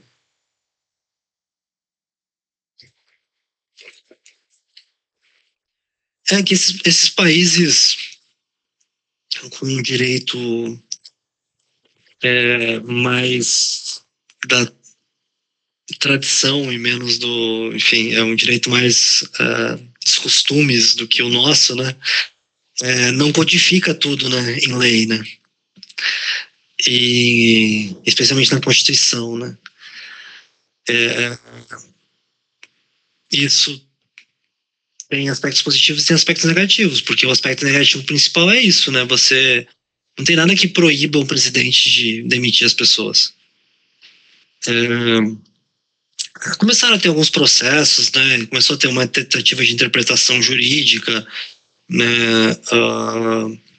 Tem algumas interpretações da Suprema Corte no passado, né, que apontam assim, uma certa autonomia relativa de algumas burocracias nos Estados Unidos. Por exemplo, o Banco Central. Né? O Banco Central ele é autônomo em relação ao presidente, apesar do presidente indicar, né, o presidente do Banco Central e seus diretores. Mas no Brasil e em outros países não, né? A gente codifica isso, né? Então é muito mais difícil o presidente chegar vou chegar na administração, começar a demitir as pessoas e substituir por pessoas leais, né? Isso é muito mais difícil. Então tinha uma coisa meio do costume, né? O FBI, por exemplo, o FBI geralmente o presidente indicava e tinha um mandato, o chefe do FBI tinha um mandato que ia para além do mandato do presidente. Então ficava anos no meio do mandato do outro presidente, né? Então isso era uma forma de manter a autonomia, né, do órgão perante a mudança política.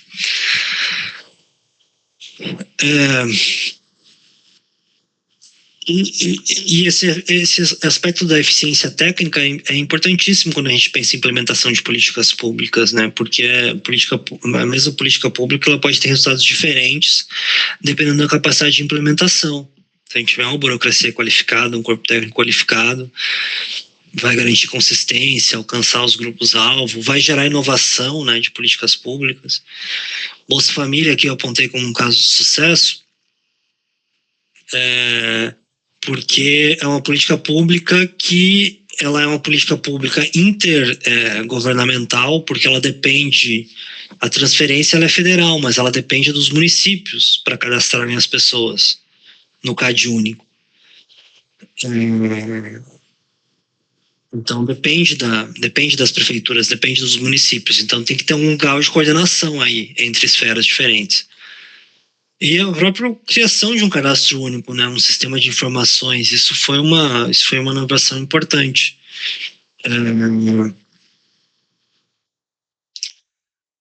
Outras políticas públicas a gente poderia pensar, né? Tem um autor chamado Alexandre Comide, que ele estuda capacidade estatal e características de implementação de políticas públicas, em que ele mostra isso, assim, como que ele pega diferentes políticas públicas, algumas que deram certo, outras que não deram certo, né? Por exemplo, políticas públicas como o próprio Bolsa Família, Pronatec, enfim, algumas políticas que deram relativamente certo, e políticas que não deram certo, né? Por exemplo, políticas governo Lula e Dilma, política industrial, né? Uma série de políticas industriais, ela não alcançou os objetivos. E um dos fatores que eles apontam que é central para explicar isso é você ter uma burocracia qualificada, né?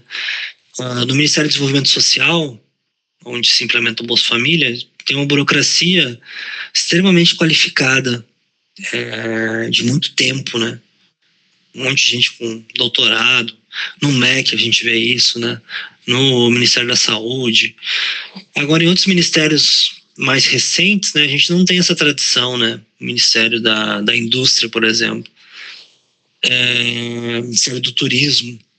Então, isso afeta o sucesso da implementação de políticas públicas. Mas não só isso, né?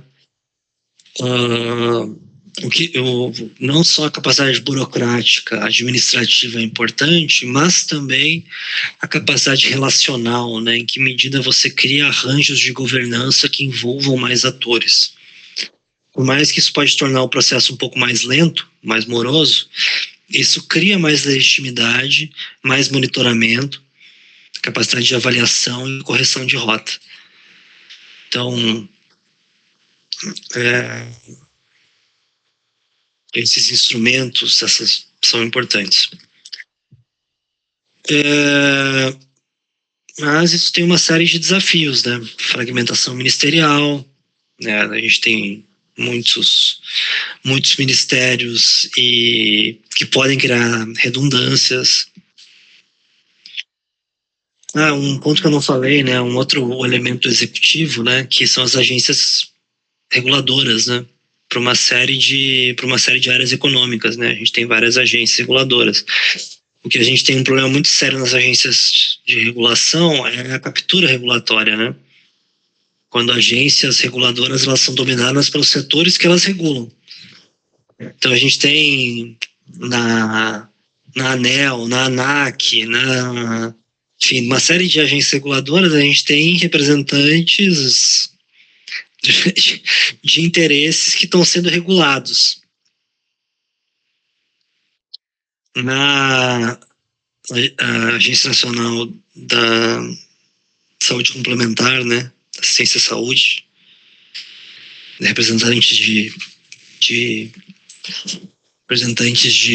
planos de saúde, né? Então isso é um risco, é um risco aí também importante.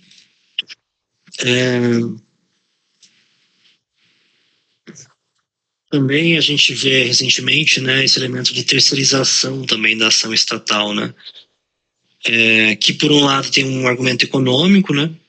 O Estado ele não tem condições de implementar determinadas políticas públicas, então você contrata organizações sociais, terceirização, enfim, para implementar a política pública, mas isso fragiliza o controle.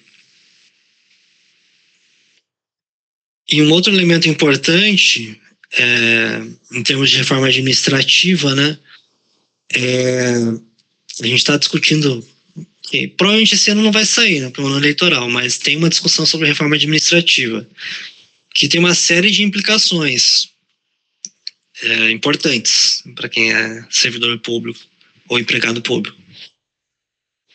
Mas um dos capítulos da reforma administrativa que está sendo discutida envolve, né, uma coisa que particularmente me interessa muito, que é a avaliação também de políticas públicas. Para você manter políticas públicas em funcionamento, você tem que demonstrar avaliação. Isso é interessante numa série de áreas e uma série de políticas que custam muito dinheiro, por exemplo, desoneração fiscal, desoneração tributária. O Estado deixar de arrecadar impostos para supostamente incentivar setores econômicos. Por exemplo, desoneração da folha de pagamento, benefícios tributários, benefícios fiscais. Isso custa muito caro, porque ao Estado não arrecadar esses recursos e manter as mesmas funções e atribuições, outras pessoas vão ter que pagar a conta, todo mundo vai ter que pagar a conta, e a gente tem que ver se isso é efetivo ou não, né? Então isso também é um elemento importante, assim, de pensar em política pública, como a gente cria instrumentos, né, para que a gente tenha monitoramento de políticas públicas, a gente veja o desenho das políticas públicas e a gente avalie o impacto e os resultados das políticas públicas. Eu tenho alguns pontos aqui sobre emendas, só que eu acho que eu já falei assim muito sobre esse ponto anteriormente, assim. A gente teve as emendas eram um recurso, ainda são, né? Mas eram muito mais um recurso importante de barganha entre executivo e legislativo. Então esse ponto ali que eu falei, assim, o executivo não é um ator unitário, e essa relação do executivo e legislativo. O executivo tinha discricionariedade na execução, né? Podia contingenciar e atrasar a liberação como moeda política. As emendas individuais elas se tornaram impositivas em 2015, então acabou-se com a discricionariedade.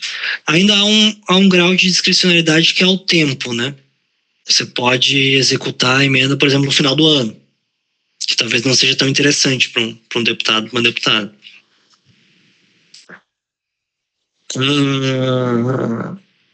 O que a Argelina Figueiredo e a Maria Domingues elas tentam mostrar é que esse cenário ele não é tão, a impositividade ela não é tão, enfim, não é um problema tão grande assim, né? Dá para concordar ou discordar delas, mas o que elas mostram enfim, os dados que eu já mostrei aqui também, né? O curioso é que as emendas individuais, depois que a gente teve impositividade, as emendas individuais elas diminuíram em termos percentuais. Cresceram as emendas coletivas, né? E isso tem relação com a política, né? Um ponto que vocês mencionaram ainda anteriormente, né? Porque no governo Bolsonaro a gente observou essa falha em governar sem a coalizão e a busca do centrão. O Arthur Lira, eleito presidente, se torna o fiador do mandato. A Lei de Diretrizes Orçamentárias de 2020 ampliou as competências do relator geral da lei orçamentária para incluir dotações novas. Isso foi a base legal do orçamento secreto das emendas de relator.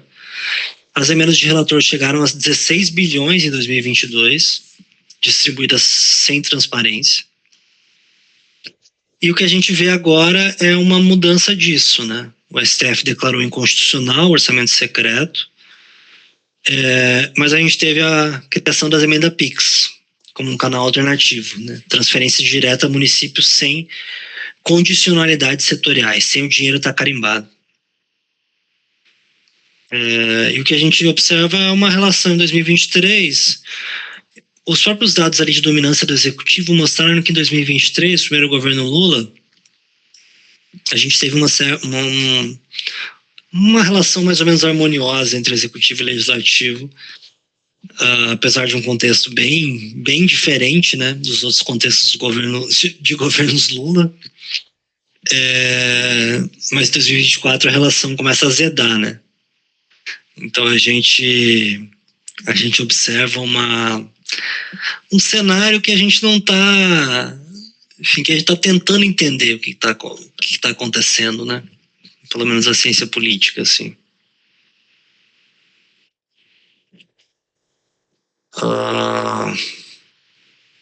Bom, esses pontos aqui eu já mencionei, assim, para vocês. Mas para sintetizar, assim, o que eu queria trazer hoje na aula, assim, a gente tem diferenças, mesmo que a gente tenha o mesmo sistema de governo presidencialista, a gente tem diferenças ao longo do tempo, quais as instituições que regulam o presidencialismo e como, né? Então, o poder de agenda no período 46-64 era muito mais fraco, sem medidas provisórias, sem urgência constitucional. Depois se torna mais forte. E hoje o que a gente vê é que o poder de agenda ainda é forte do presidente, o presidente ainda tem muito poder, mas um dos elementos de poder de agenda, um dos instrumentos que o presidente detinha se enfraqueceu. As emendas impositivas, elas limitaram um pouco. O quanto isso é influenciado pelas emendas e o quanto isso é influenciado pelo próprio contexto político atual, né? Como o Alex chamou a atenção, né? De maior polarização, da dificuldade mesmo de negociação, de chegar a acordos, né? Esse professor que eu mencionei anteriormente, Timothy Power, que faz essas entrevistas com os deputados, né? Ele tem uma entrevista dele que ele fala que quando ele começou essas entrevistas tinha muito mais espaços de interlocução entre os deputados, né? Até o cafezinho, né? De diferentes partidos iam tomar café e tal, juntos. E agora esse cenário ele é bem diferente. Também mudou a comunicação política, né? As pessoas vão pro legislativo, não necessariamente elas estão debatendo entre si, né? Elas estão debatendo ou expondo o que elas estão fazendo para audiência via redes sociais, né? Então a gente vê aquelas cenas dos deputados discursando com o celular, ali, enfim. Então a gente tem uma série de mudanças que aconteceram junto com as emendas. Então é difícil assim, a gente isolar, não, as emendas, a impositividade é que gerou essa mudança. Um outro elemento importante, né, coesão partidária, isso não se altera, né? ao longo do tempo. Os líderes partidários, eles têm bastante poder e conseguem disciplinar suas bancadas em comparação com o período democrático anterior. Mas o problema da disciplina partidária e da coesão é que a gente só vê o que a gente consegue ver, que é o que as pessoas votam. O que as pessoas discutem antes de votar, a gente não sabe. Os instrumentos centrais dessa barganha de executivo e legislativo no período 46-64 envolviam patronagem, cargos. Agora, no período democrático atual, envolve, né, a gente tem as medidas provisórias, tem os ministérios, tem a barganha orçamentária e tem as emendas. Em termos de agenda, então, o executivo era pouco dominante em 46 e 64, se torna dominante nos anos 80, 90 e 2000, e agora a gente vê refluxos disso. Então, muitas vezes, esse é um ponto que alguém mencionou, né? A dominância, ela pode cair porque o governo está sendo derrotado, né? O executivo está sendo derrotado no legislativo, mas também porque o executivo não está mandando legislação, não está mandando proposições. O papel do Congresso, né? Também o Congresso era bastante poderoso no período 46-64, se torna um pouco menos poderoso na democracia, na nova república, e há algum tempo, antes das emendas impositivas, já desde 2001, com essa aprovação, com o disciplinamento das medidas provisórias, o legislativo ele tem se tornado mais ativo.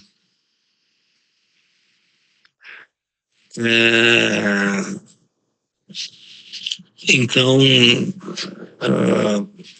o ponto aqui para síntese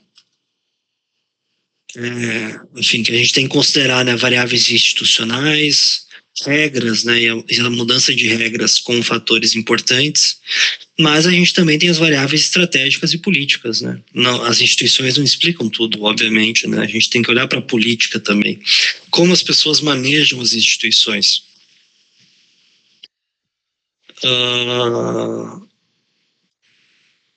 Um outro elemento importante é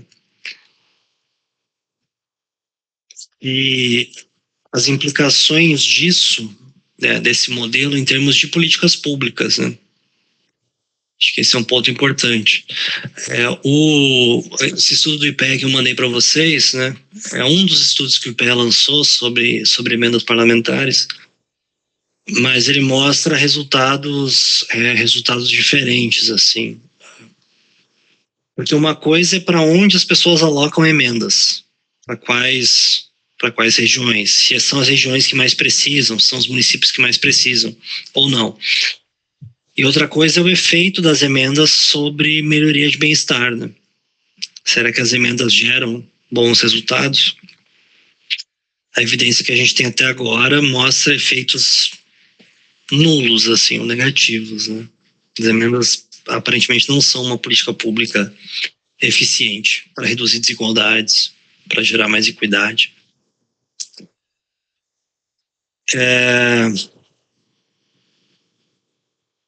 Então, e um outro ponto central, assim, da discussão que eu tentei trazer, isso eu espero que ressoe, né, é de que também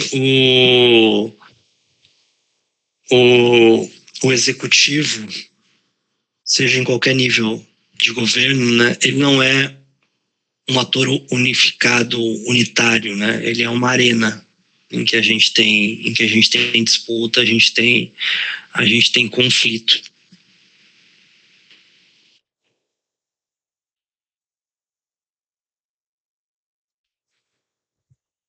Gente, alguma dúvida? Comentário? Eu tenho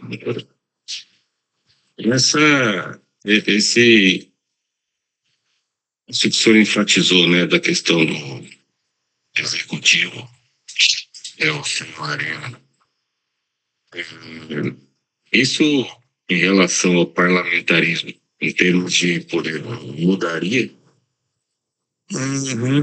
Boa pergunta, Atanásio. Eu acredito que não. Eu acho que mesmo no parlamentarismo a gente observa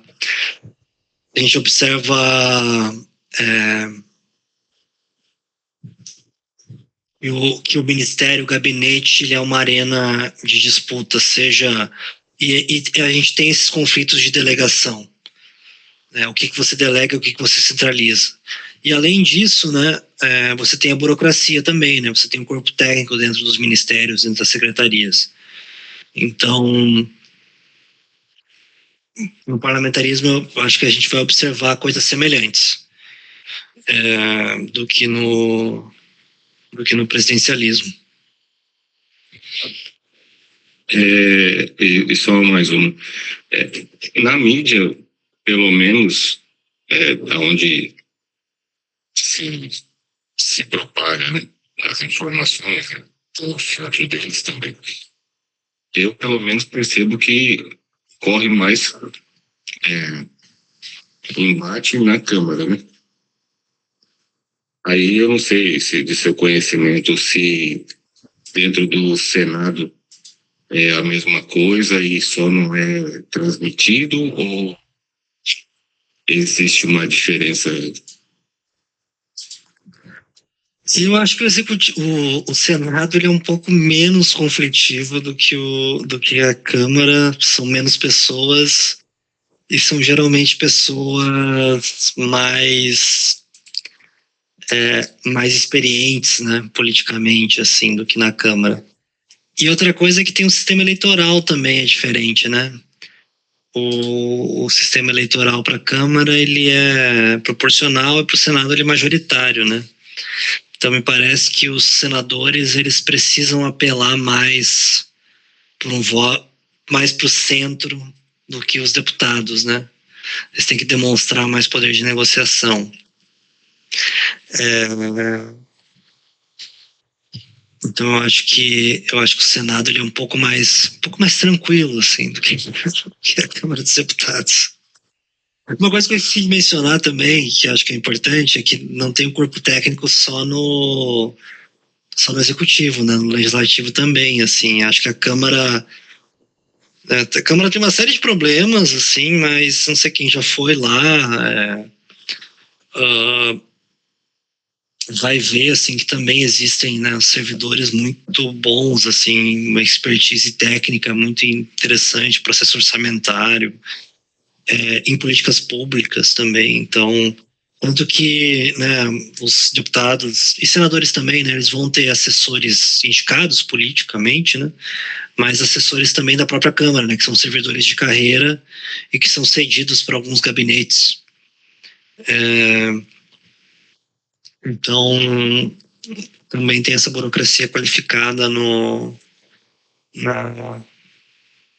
Câmara dos Deputados e no Legislativo, né? Federal, né? São partidários ou vendem? São servidores, são... Não, eu digo assim, tem algum impedimento de ser partidário? De ter algum partido? Por quê? Para ser assessor? Para ser servidor da Câmara? Sim. Acho que não. Não. Não é um critério de seleção no concurso público, né? É um critério de exclusão no concurso público. Pelo menos a maioria dos concursos públicos que eu vejo não tem essa... vai ser vetado e tal.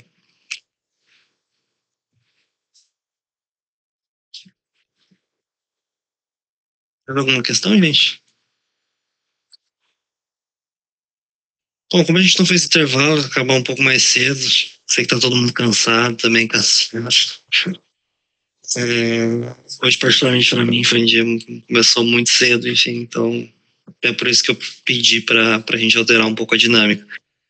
Mas foi muito bom conhecê-las, ter esse diálogo com vocês. Espero que vocês tenham gostado desse dessas aulas aí sobre políticas públicas, capacidade estatal executivo. Vou mandar o material para vocês. Depois, quem quiser fazer o TCC, que tiver interesse de manter diálogo, também fico à disposição. É um desejo de sucesso aí na caminhada de vocês aqui na especialização.